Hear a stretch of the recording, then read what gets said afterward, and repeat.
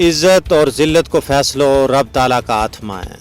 भारत ने बैनुल अक़वामी सतह पर अड्डी चोटी को जोर लायो कि किसी तरह पाकिस्तान न बदनाम की हो जाए, लेकिन भारत की ये सारी जोदी नाकामी और नामुरादी तो दो चार हुई। पाकिस्तान की कामयाब सफारतकारी, अमन की कोशिशां और दहशत गर्दी के खिलाफ मुआसर इक़दामात की वजह नाल उसने पूरी दुनिया में पजीराई मिल रही है। यही वजह है कि पाकिस्तान ने अक़वाम मुत्तहिदा की सलामती कौंसिल को सदर मुकर्रर कर लियो गयो है।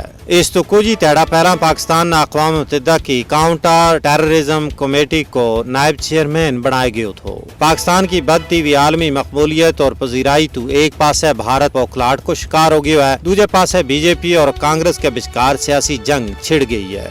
कांग्रेसी रहनुमा मोदी हुकूमत न सफारती नाकामी वर सख्त कोस रहे हैं। कांग्रेसी रहनुमा पवन खेरा ने अपना बयान में किया है कि मोदी हुकूमत पहलगाम वाक़ा तो बाद पाकिस्तान न आलमी सतह पर कालो करने में नाकाम हो गई है। पहलगाम वाक़ा पर मोदी ने अवाम न तोखो दी। तो एक और कांग्रेसी रहनुमा रेणुका चौधरी ने मोदी तो सवाल किया है कि पहलगाम वाक़ा तो बाद इंटेलिजेंस की नाकामी को आखिर कौन जिम्मेदार है। उन्होंने कहा कि मोदी का 72 मुल्कों का 151 दौरा, बेशुमार मुलाकात आखिर किस काम की, फिर भी नाकामी मिली। पहलगाम वाक़ा तो बाद मोदी हुकूमत ने पाकिस्तान मुखालफ कूड़ो बयानियों क्यों बनायो। झूठ फरमाबरी ऑपरेशन संदूर ना इंसदाद दहशतगर्दी करार देने की आलमी सफारती मुहिम क्यों चलाई गई, जेड़ी बिलाखिर नाकामी तो दो चार हुई। इसके अलावा कांग्रेस का सीनियर रहनुमा प्रमोद तिवारी ने कहा है कि मोदी हुकूमत की खारजा पॉलिसी महज दिखावो और नारेबाजी थी।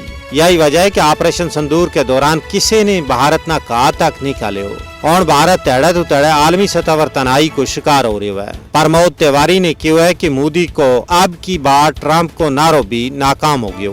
ट्रंप हुकूमत ने सालसी को दावो करके पाकिस्तान ना बराबर को फरीक तस्लीम कर लियो है।